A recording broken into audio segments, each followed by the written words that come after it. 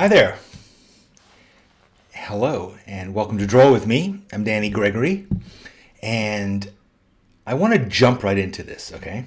We are going to jump right in. After looking at those fantastic hats, and the actual idea was collections, so that's why there were other things in there too, shells and shirts and stuff.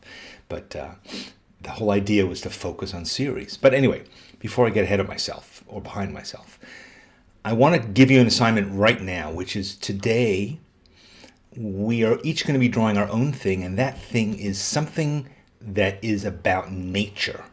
Okay, so it could be a house plant that you have that you could draw. It could be a pet. It could be a seashell that you found last summer or 2 summers ago, whenever you last went to the beach. It could be anything that is a natural thing that we can study. Because today we're going to be focusing on nature journaling. And if that's something you've never done before, I promise you it will be fun and interesting. If it's something you've done and been missing doing, we're going to be doing it. And we're going to talk about it. And I'm going to give you some ideas. And so I want you to, right off the bat, go and figure out what your subject is going to be. Because I have mine. Here's mine. It's a little jalapeno that I've been growing, and he's doing very well, and I want to study him. So this is going to be mine. You can't have him. So you have to find your own subject today, all right? And I'm really interested to see what it is that you come up with and how it is that you study it, because that's what we're going to be doing. We're going to be studying our piece of nature, okay? So I'm going to give you a minute or two to go and find it. Meanwhile, I'm going to have a sip of good, high-quality Sketchbook School coffee. And I'm also going to tell you briefly a couple of announcements. I'm not going to tell you too much stuff today, but I am going to tell you that I'm really excited because in addition to Hahnemühle, which is, as you know, the German paper manufacturer that has been sponsoring Draw With Me for the last, it's about a month and a half now. And by the way, Hahnemühle, Carol at Hahnemühle got in touch with me and said, it's actually Rooster Mill, Hahnemühle. But it turns out, although Hahnemühle has been around since the 16th century, I think that's what it is, 500 years or so. Despite that, it was named after one of the guys who ran the mill at one point, whose name was Hana, or Rooster, and it became his mill. So I don't know that there are actually any roosters available, but yes. So you've got all kinds of things. Grab a rock, the sky. You know what you could even do? Your hand. The back of your hand is a viable option. You are part of nature, and you could be studying that. But there's all kinds of things that you could be studying. So anyway, Hahnemühle, in addition to Hahnemühle, we've been joined by another sponsor, and this kind of gives me chills like it did when Hahnemühle came on board. We have an incredible new opportunity to work with a fantastic company, Winsor & Newton. Winsor & Newton is, to me, the cream of the crop, the ne plus ultra, the founding kind of member of the art supply world. Hahnemühle is, one of the founding paper manufacturers, but Winsor & Newton, watercolors, ink, pens, pencils, markers, gouache, all the stuff that I love they make. And I've been using their products for years, so to have them come on is really exciting. And what does it mean that they're going to be our sponsor? Well, one of the things it means is that we're going to get a bunch of art supplies to try out. And, that is, of course, very exciting. And I'm going to be talking about their stuff as I use it, because there's a lot of new products that they've come out with, and I'm interested in learning about them. So they've sent me a care package. I've yet to unbundle it, and Twiggy and I will be making a video about that soon. And I'm just really, I don't know. This sort of completes the Draw With Me kind of picture that I'd always fantasized about, which is having paper and art supplies and sketchbooks coming from amazing companies that I could share with you. So that is pretty cool, and I'm excited about it too. So, all right, so that's that. And so meanwhile, have you figured out what you're going to draw? What else? I want to see what other kinds of things you have out there. Cynthia has white peonies on the table, but we're not just going to draw them, Cynthia. So that's a point I want to make to you. This is not drawing a still life. This is nature journaling, which is a different thing. In fact, I want to bring up the master, the founding father in a way of sketchbooking, the founding father of really illustrated journaling and nature journaling and all kinds of things, not to mention all the other things he accomplished, Leonardo da Vinci. Right? You don't really think of him as a sketchbook keeper, but of course, his journals, his notebooks, they call them, those are sketchbooks. It's a sketchbook, the Codex. It is, he was a master of drawing, certainly, and painting. But also, he was endlessly fascinated by the world around him, and he used drawing as a way of studying it. And if you look through the pages of his sketchbooks, you see how he's studying. This is not a drawing of a plant. This is a study of it. And that's a very different story, right? He's studying the movement of the leaves. He is going in and studying it in detail. How are these things put together? How do they work? And that's a really important phenomenon that I want to talk about today because, he studied how waterfalls worked, how they cascaded, and how water moved, which is incredibly interesting and difficult thing to do if you've ever done it. I spent a summer sitting at the beach drawing waves. It's really hard. The waves repeat and repeat and repeat, but unless you're taking photographs of them, it's really hard to study their movement, and drawing and painting are a great way of doing that. All kinds of animals and wildlife that he, I guess, would bring into his studio and study. How's a crab put together? How does it move? All those kinds of things are fascinating. And even domestic animals, like this is his studies of cats. Just seeing like how do they behave, how do they move, how do their bodies get put together. These are all things that we can learn from drawing. And that is, to me, one of the most interesting and important aspects of drawing is not just making pretty art that you can hang on the wall or that you can post on Instagram. Sure, that's part of it. But the thing that drawing has meant to me, more than anything else, is a way to engage with the world, to connect to what's around me, to live at present in the moment, to see what is going on in my life. We have so many things that distract us, so many things that take us away, right? We have, these devices that we carry around with us that are always looking to take us away from where we are. And our sketchbooks allow us to say, no, I want to be here now. I want to draw what's in front of me and I want to understand it. Not just to master the techniques, not just to figure out how to draw it, but use drawing as a way of looking and understanding and really taking something apart into its components and seeing it. So I want to take my little jalapeno friend here and I want to understand it. He's a fairly new plant, obviously. Haven't been growing him for very long, a few weeks. But I want to see, I don't really understand him. I'm waiting for jalapenos to come out.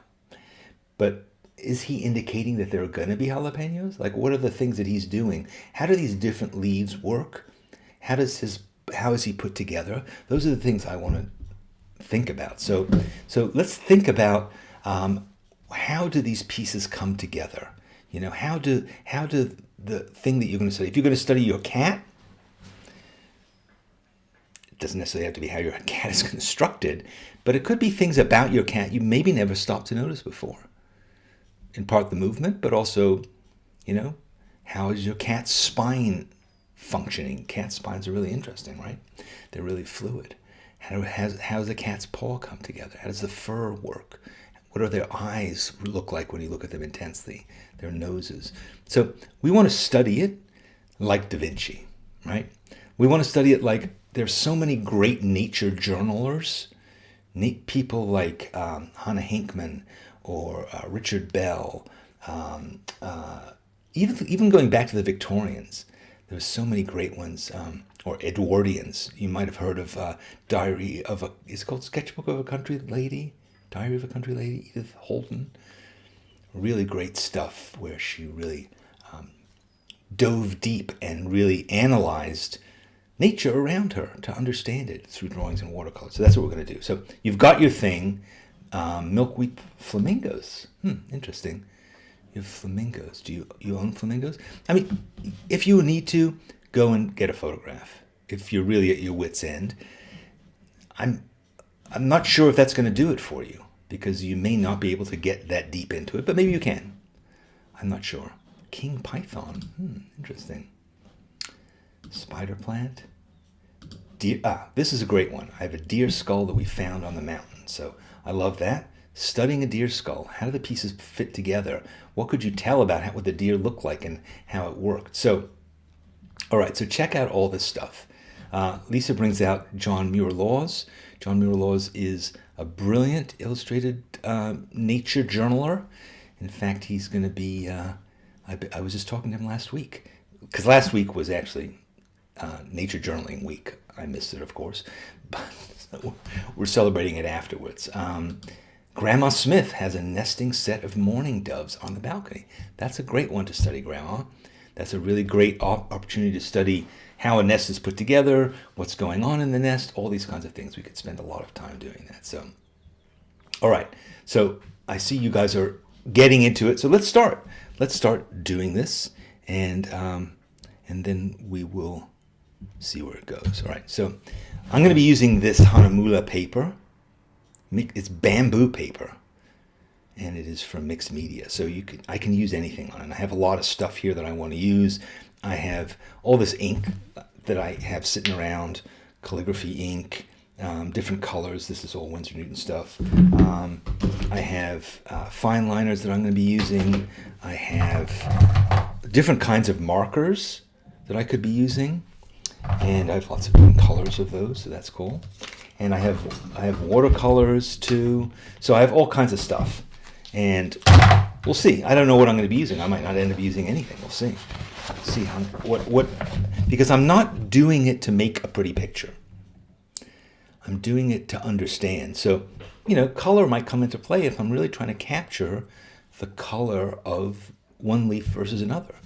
So when I look at my little guy here, I notice that there are,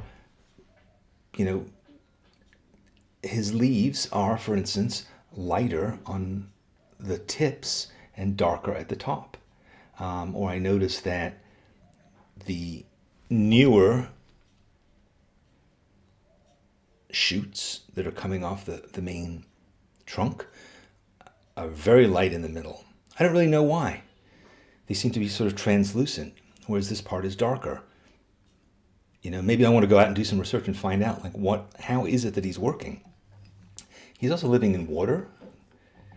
He's growing hydroponically, so he has lots of very fine shoots coming out of the bottom. So that's interesting to notice. And he has, right now, he has 4 main sort of stems that are coming up. And I don't really know why. I don't know if it's possible that there's more than one seed that germinated. I don't know. And so this is quite a lot I don't know about him. And then he has these little leaves that are coming out here. I don't necessarily sense anything yet about peppers. And that's your job, man. I want some damn jalapeno peppers. That was my whole reason to take as much trouble as I have in looking after you. So you better produce. But I'll stop threatening him and start drawing him. So let's go back and have a look. So, all right. Let me show you from here. So I'm just gonna do a little contour of one of his leaves. I'm just gonna study it really slowly, because this is sort of an interesting Another phenomenon that I'm noticing right now is different leaves seem to have different shapes. You know, I guess if you'd asked me, and I'm not very educated in these matters, I would have thought that all the leaves would be sort of in a similar shape, but maybe this is a different point in his development, and therefore I keep calling it a he, which is a bit obnoxious, but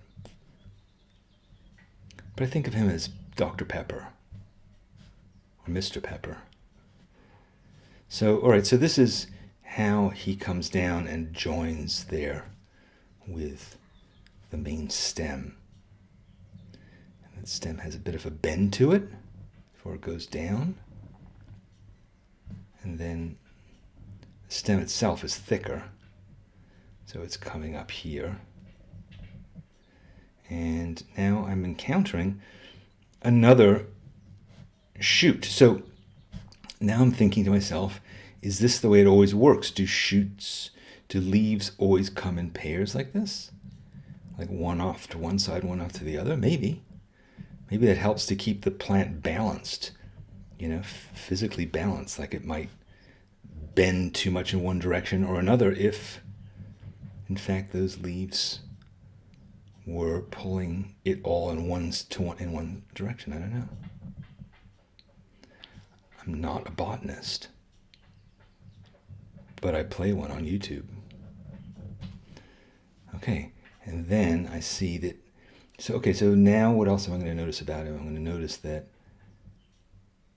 What's the distance? Like, how long did he have to grow before he produced another stem? See, I'm making it thicker, but it's not actually getting thicker. So, again, this is about drawing, yes, but it's really also about looking and seeing. So, I look and I see that he's got one. To my theory that I just came up with, which is that they're balanced, isn't actually true, because, in fact, the next leaf that comes out much lower than the one above it. So that's not true at all. Theory number one, destroyed.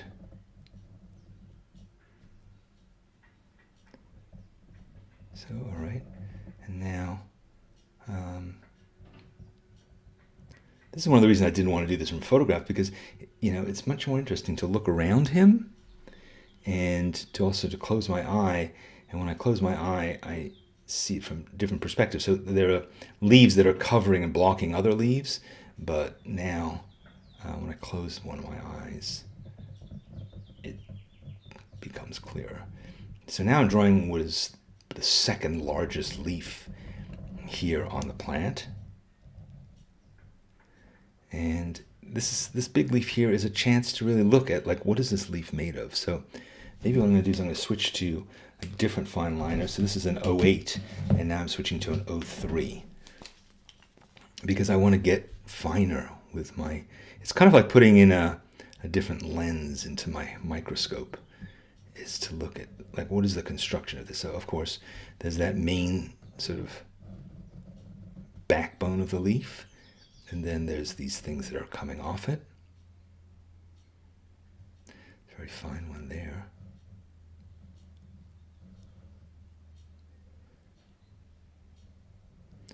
Another one's coming down here and here. So these, I guess, are the kind of veins that the plant uses to feed the various parts of the leaf, I guess.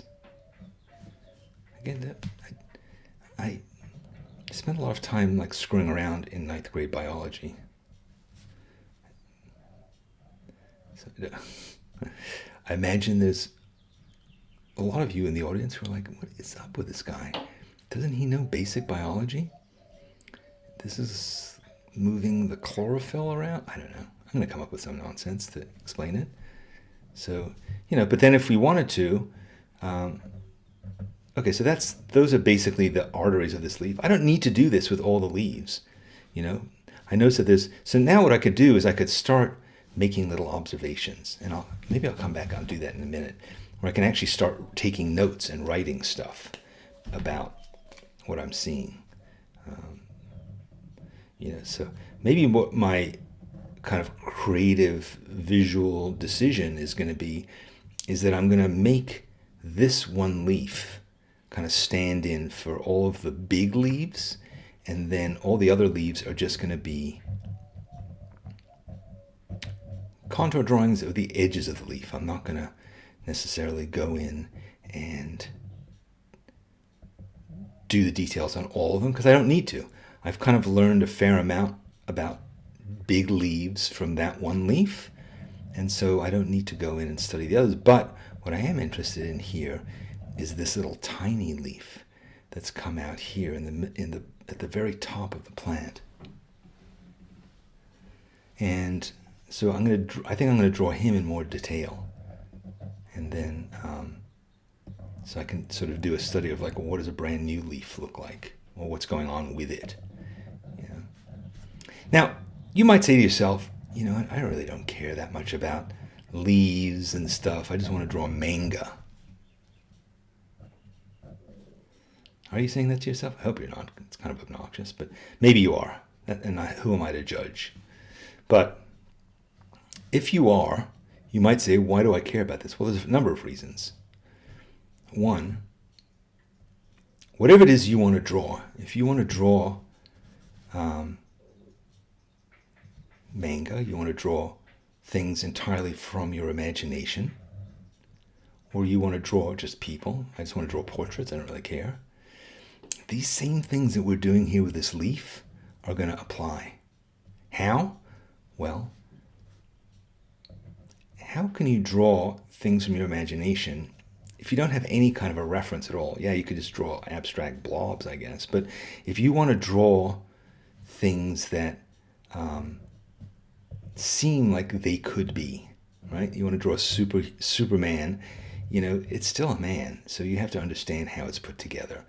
And so the skills that you can develop by studying nature, by keeping a journal of your encounters with the world, can all feed into any kind of drawing that you want to do, because they're about enhancing your powers of observation. And even if you need to apply them to things in your imagination, your observation will fuel it by giving you ideas on how things are put together. But that's less what I care about, honestly, because I don't really care that much about drawing from my imagination, because the world is so interesting to me and there's so many things already to draw. But a thing that people say to me a lot is, oh, I can't draw X. I can't draw hands. I can't draw buildings. I can't draw people. I can't draw X, Y, or Z. And my feeling is always like, well, what's the difference? There's no particular magic or set of tricks required to draw this jalapeno versus drawing, anything, fighter jet. Anything you want to draw kind of comes down to the same skill set, which is careful observation. That isn't to say that you can't use your imagination, but I wouldn't say you should use your imagination because you can't be bothered to spend a little time observing, because it's in the slowing down that we gain control. And when we have control, we can make choices. So this kind of thing forces you, particularly if you're not talking on YouTube while you're doing it, but it forces you to really observe and slow down. And that is essential for any kind of drawing that you want to do. And the kind of drawing that actually requires it the most, in a sort of a strange way, is drawing that is fast. If you want to draw somebody moving, you have to have really good observational skills. So you might have to draw quickly to draw that. But you won't be able to if you haven't spent time studying how people move, studying how their anatomy serves them when they're moving, understanding their balance, all these things that come from careful observation and study. So that's, to some extent, Da Vinci was such an incredible draftsman because he was able to draw anything and spent so much time drawing all these things. And he also drew from his imagination because he was also a great inventor. Right? He invented a lot of weapons for his various bosses who were waging wars, and he came up with all kinds of solutions. But a lot of times, the inventions that he came up with were informed by his study of nature. And certainly, things like flying machines and stuff like that would not have been possible unless he had really been paying attention to how things fly. So yeah, there's some thoughts. So hopefully you are making some progress with yours. Okay, so next what I want to do is I want to add a little bit of color here. I think I'm going to use watercolor. And let's see, I'm not going to get too persnickety about this watercolor, but I do want to try and be reasonably, accurate to what I'm seeing in the colors that I'm using. So I'm going to mix some different shades of green. So I'm going to focus again on these little ones here at the top, because I think that's really where I spent the most time looking and thinking, was here. So I'm going to zoom in, and because I'm noticing, where is the different shades of light and dark here, and possibly why. Like, what does it mean when part of a leaf is dark? It might mean that they're thicker there. That's probably what it means, right? They're thicker. So why are they thicker? Is it for structural reasons? To hold the leaf together, it needs to be heavier in certain places. It's probably something like that, I think. But it also might be that there's more activity going on there. Or it might be that the green of a leaf has something to do with its ability to synthesize light, isn't it, right? I don't know. Help me if you know. I'm making it up. I'm conjecturing. But, that's probably... if you go back and look... Darwin kept a sketchbook. Lewis and Clark, when they first traveled west, they recorded all their findings in sketchbooks. Their whole party did. They sent them back to Thomas Jefferson to validate what they were doing,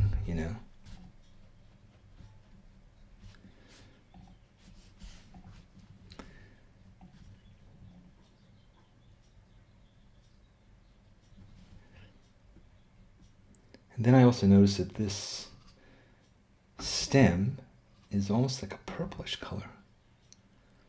Purplish at the junctures. I'm not sure again why that is. But it definitely seems like this bigger stem is much darker and is kind of purple. It's losing its translucent quality there.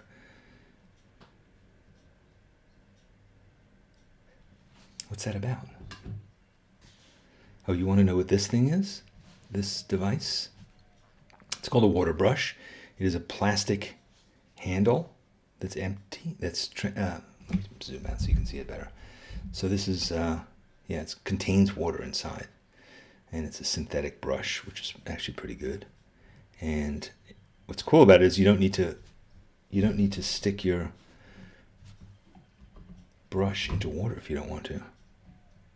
And you can take it with you anywhere. I literally carry this in my pocket.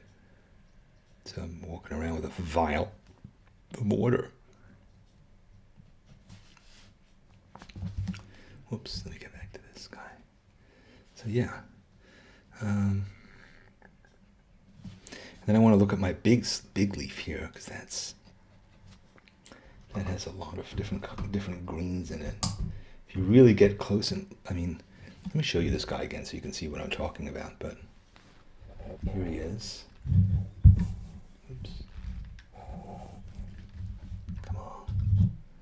All right, so this is the guy. You can't really see him. Come on. You see that? Dark green, yellow, light green, white, reflections, a lot of stuff going on there. So that's kind of what I'm studying, and I'm going to try and capture some of that in him.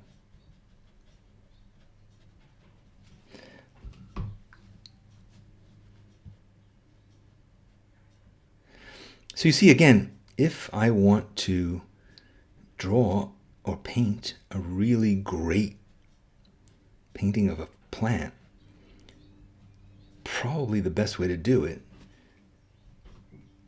is by spending the time to understand how it works. If you don't do that, you'll leave pieces out, or they won't connect in the way that they should. But if you have an understanding of, like, okay, I understand why this is these colors, then you'll be sure that your colors are accurate. And again, all the times that you might have said to yourself, I can't draw this, or I suck, I can't draw, I have no talent. A lot of it just comes down to you haven't spent the time observing, so you don't really know what it is that you are trying to capture. And if you are ill-informed and frankly just wrong about what this thing is and how it comes together, it's likely that your drawing is not going to work. And it doesn't mean that you have to become a PhD in botany to do this, but it certainly means that you need to take time to slow down and look. You don't need to be a mechanic to draw a car. But if you have no idea what a car is, you're going to have to spend a lot of time looking at it to really understand it. And that's why it's also fascinating to take things that you don't know what they are, you don't really understand, like pop the hood on your car and draw the engine sometime. A thing that you may not know exactly how it all comes together. Try it. You'll learn a lot about how your car works just from doing that. But,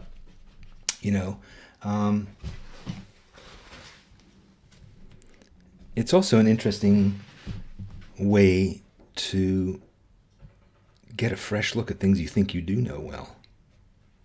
That's why I like to draw self-portraits. I know my face really well, I think. But then I'll sit down and draw it and go, oh, you know what, there's a lot I don't know about it. And that's, again, part of the fun of all this stuff. And why I just rail on about it doesn't matter if you think you're no good at drawing. That's not the point. The point is to be good at observing, and that only comes with practice.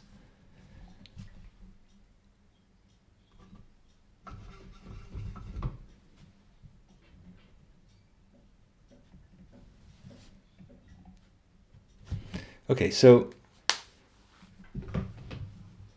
as I said, I could keep going on with this. I just want to put a little bit more of this darker color in here. Because then what we can do is we can bring in another way that we have of recording information, which is writing. And we can say, you know what, I'm going to take some notes. You're allowed to do that. You're allowed to use a pen and some ink and make some notes. So, I've noticed that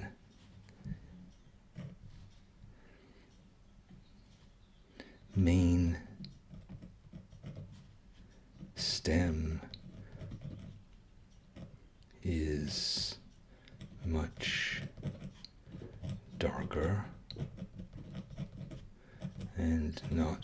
translucent.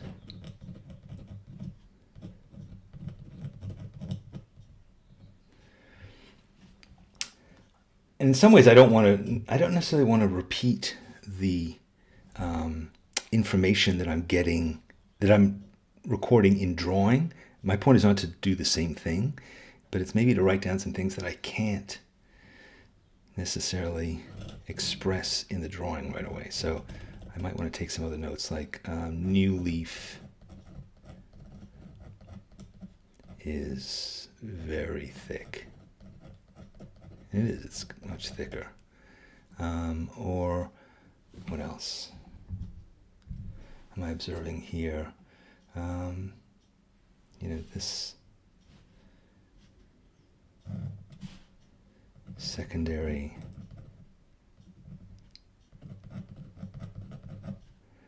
stem is light and fresh. Looks fresh. So yeah, so I could fill this whole thing with, then I'm going to write. I need to write something like to identify this whole thing. So I'm going to say figure XXVI. Because they always have that kind of thing in nature journals and technical books. And then I'm going to write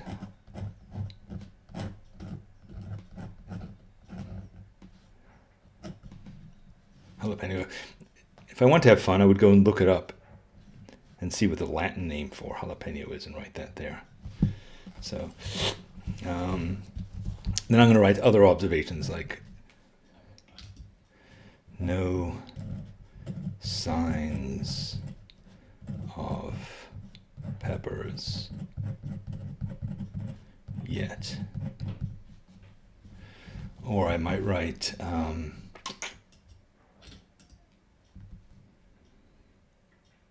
maybe I should call this plant Margarita, because frankly that's why I'm growing these things, so we can have jalapeno margaritas. What else? This sort of thing is interesting. I might use another device. I think I'm going to use this marker to indicate that these things are kind of rounded. I just noticed that, really. It's almost like they're like little pockets that are like little sacks of stuff, like they're kind of bulging with something. Yeah, so I might want to write that down.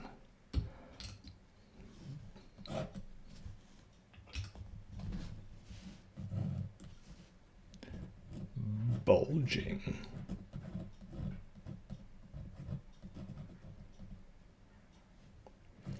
But with what? And then, of course, a big blob of ink goes there. It doesn't matter. That gives it, I'm going to soak that up because it's going to definitely get in the way at some point. It's going to smear. It's going to get. There we go. All right.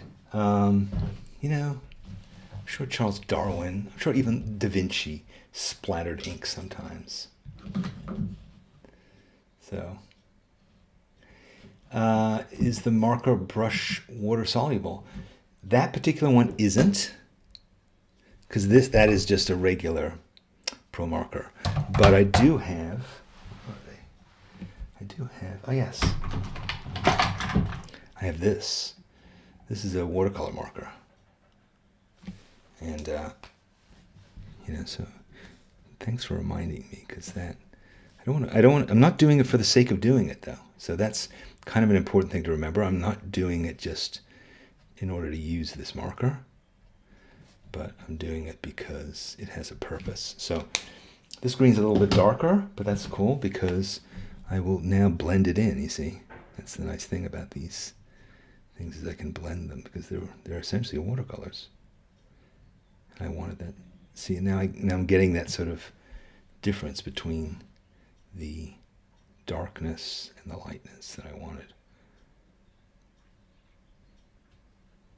Yeah, so those markers are a way of adding just a very delicate amount of color if you want, or of filling in a whole area with watercolor, and then also softening it and doing things that you couldn't possibly do with a regular marker. But also, it has this brush tip, but then it also has a thinner kind of more detailed drawing thing. So anyway, now I'm starting to I'm getting excited by this pen, which is not what I want to do. Do not get excited. I want the cold, clear vision of a scientist. So.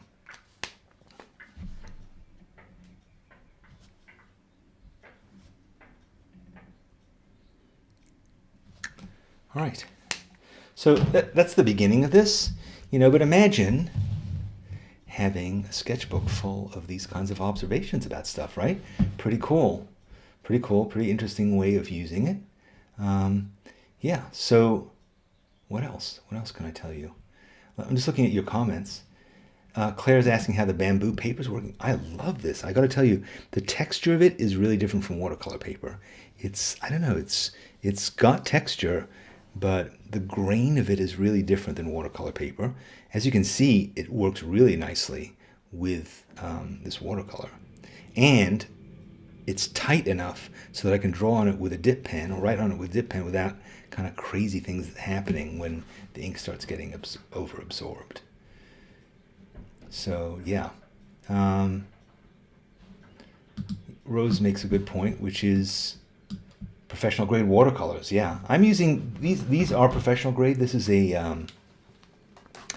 Winsor Newton field kit, and these are the colors that it comes with, so they're pretty basic. They're not pretty basic. They're basically all I need, so I'm pretty happy. Yes. All right. So let me come back to me.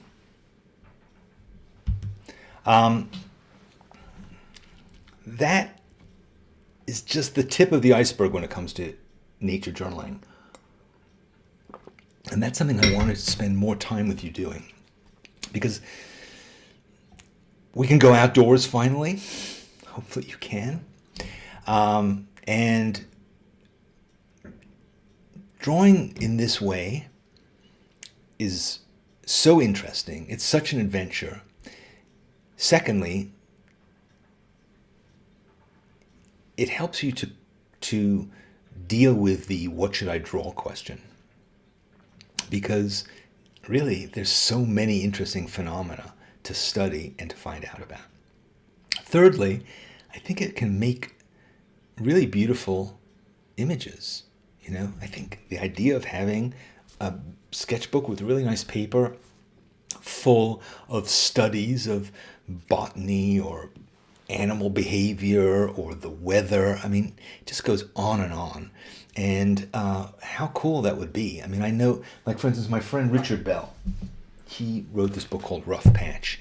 This entire book, full of drawings and watercolors, is about his very small backyard.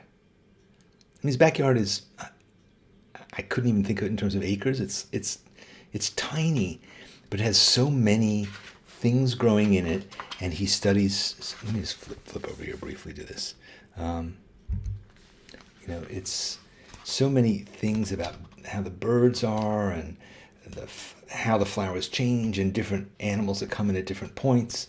It just goes on and on. He's a master of that, and his name is Richard Bell, and he has a really cool blog called Yorkshire Nature Journal. Just look up Richard Bell, Yorkshire artist, and you will find your way to him. And he, as long as I've known him, which is 20 years, he's been keeping this record of his experiences in nature. So it just goes on, and you don't have to have massive gardens. You could, I did this a lot when I lived in New York City. I spent a lot of time drawing our pet turtle, drawing house plants, my friend Lapin during the beginning of the lockdown. Instead of doing urban sketching, which he normally does, and drawing planes and cars, he just drew succulents. And he did amazing work just drawing succulent plants. So that was really cool.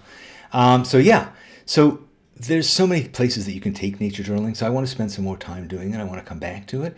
Here's the thing. The reason why I haven't done it before is because on the face of it, I just thought, how am I going to do nature journaling sitting at a desk in front of a computer? But I'm going to think it through, and I'm going to figure it out.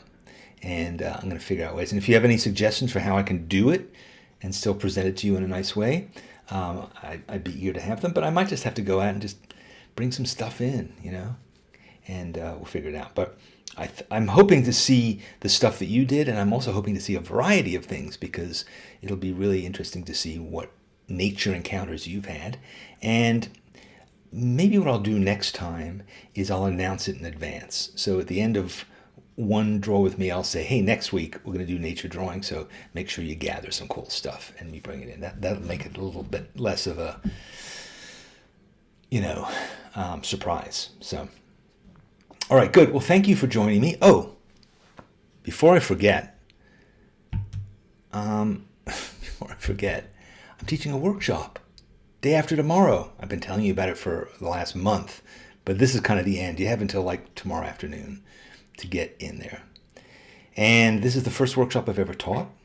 It's about this thing, the dip pen, how to draw with it, how to write with it, how it works, how to overcome all the problems that people have when they don't really know what to do with it. And I've spent a long time working with this thing and figuring stuff out and making enormous numbers of mistakes that you can benefit from. So sign up for it. It's priced cheaper than our regular workshops because it's just old me teaching it. I don't have to bring in any other artists. So it's just me, and it's going to be a couple hours, and you go to bit.ly/DannyDip, or just go to sketchbookschool.com and go to the workshops and sign up there. So it's going to be Saturday morning, my time, my Saturday morning, at noon Eastern time. So do it and join me. What else did I want to say? Oh, yes, I want to see what you're doing. So let me just see. I want you to, if you would like to share it, and I would hope that you would, I would like it if you did, please put it on social media. Whatever you made today, put it on social media with hashtag SBS Draw With Me. Hashtag SBS Draw With Me.